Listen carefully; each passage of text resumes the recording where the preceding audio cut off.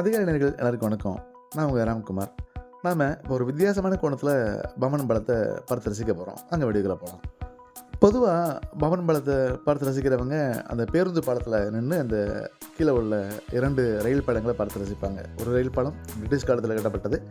ஒரு ரயில் பாலம் இப்போது கட்டப்பட்டது. இந்த 2 ரயில் பாலத்தையும் பார்த்து ரசிக்கிறதுக்கு அவங்க தேர்ந்தெடுப்பது இந்த பேருந்து பாலம், அதாவது பஸ் பாலம்.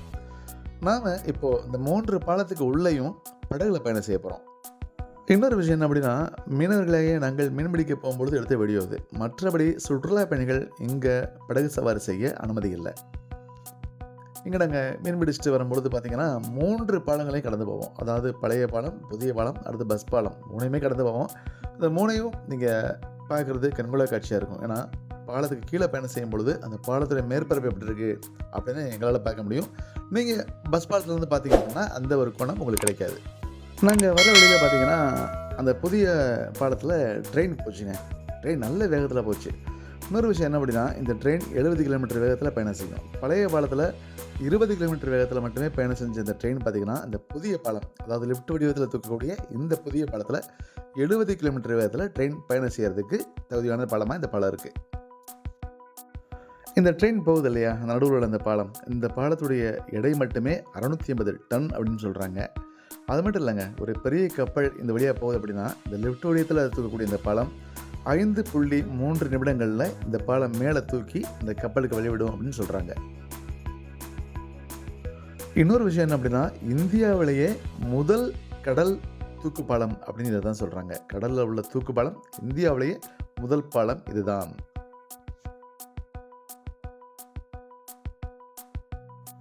இப்போ பாருங்கள், அப்படியே படகுல போயிட்டு அப்படியே இந்த பாலத்துக்கு கீழே போக போகிறோம்.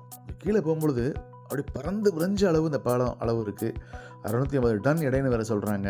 நம்மளுக்கு மனதில் சொல்ல முடியாத ஒரு பயம் இருக்கும் அந்த படகுல கீழே பயணம் செய்யும் பொழுது.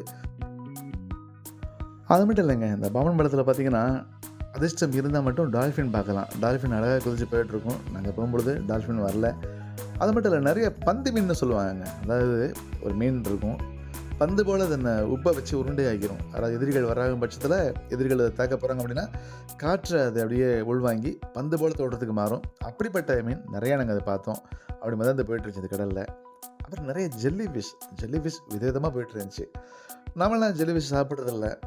பிற நாடுகளில் ஜெல்லி ஃபிஷ்ஷையும் சாப்பிட்றாங்க அப்படின்னு ரீல்ஸில் பார்த்து தெரிஞ்சுக்கிட்டேன். ஜெல்லி ஃபிஷ் நிறையா அங்கே போயிட்டு இருந்துச்சு. இங்கே பாருங்கள், இந்த வியூ எப்படி இருக்குன்னு சூப்பராக இருக்குது. சினிமாவில் கூட நீங்கள் இப்படி வியூ பார்த்துருக்க முடியாது.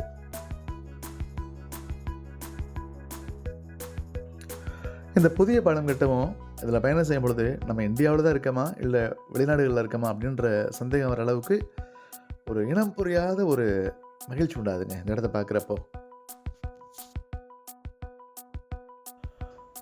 இந்த பவன் பாலத்தில் பிடிக்கிற மீன்கள்லாம் பார்த்திங்கன்னா கரை ஓரத்தில் அப்படியே மொத்தமாக குமிச்சு ஏலத்துக்கு விடுவாங்க. அதை ஒரு நாள் உங்களுக்கு வீடியோ போடுறேன். பார்த்திங்கன்னா நம்ம என்ன மீன் நினைக்கிறோமோ எல்லாமே உயிரோட துடிக்க இந்த மீன் இங்கே விற்பனை ஆகும்.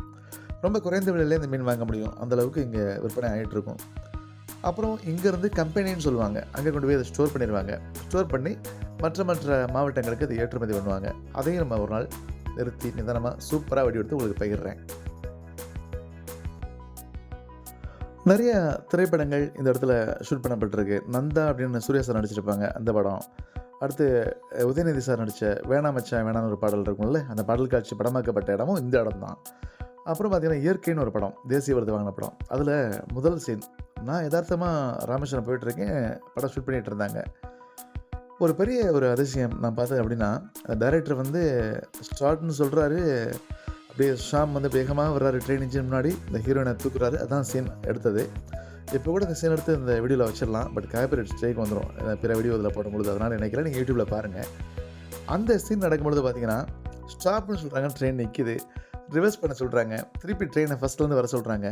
அதாவது ஒரு ட்ரெயினையே குறிப்பிட்ட நேரத்துக்கு வாடகைக்கு எடுத்து சினிமாவில் அவங்க பயன்படுத்தினதை முதல் முறையாக நான் பார்த்தேன். பஸ்ஸை வாடகை எடுப்போம், வேனை வாடகை எடுப்போம், ட்ரெயினையே ரெண்ட்டுக்கு எடுத்து அந்த படம் எடுத்தாங்க. அதை நான் நேரடியாக பார்க்குற ஒரு வாய்ப்பு எனக்கு கிடச்சிது. இப்ப அந்த புதிய பாலம் வரவும் நெறைய திரைப்படங்களுக்கு ஷூட் பண்ண கூட வாய்ப்பு இருக்கு. ஏன்னா, அவ்வளவு அழகா இருக்கும் இடம் பார்க்கறதுக்கு. கன்னியாகுமரியில சன்செட் பார்க்க போவோம் இல்லையா? அது மாரி இந்த இடத்துல சன்செட் பார்க்கறதும் அவ்வளவு அழகா இருக்குங்க. பாருங்களேன், சன்செட்டோட அந்த பாலத்த பார்க்கறதுக்கு சொல்லி வர்ணிக்க முடியாது. அப்படி ஒரு அழகான இடம் அது. நேயர்களே, இந்த வீடியோ பார்த்துருப்பீங்க. இந்த வீடியோ உங்களுக்கு ரொம்ப பிடிச்சிருக்கும். அடுத்து இன்னும் அழகான இடங்கள உங்கள சந்திக்கிறேன். நன்றி, வணக்கம். நான் உங்க ராம்குமார்.